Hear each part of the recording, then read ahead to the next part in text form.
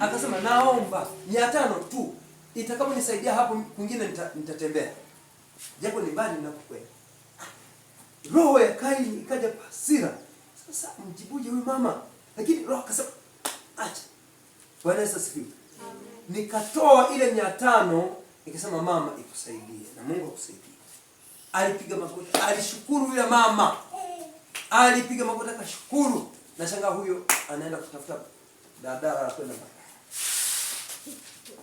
Sasa mtihani umebaki kwangu. Hapa nafanya nini?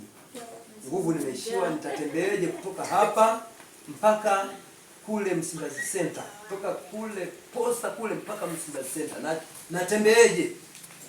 Nikiwa na njaa. Nikakaa nikawa naangalia bahari.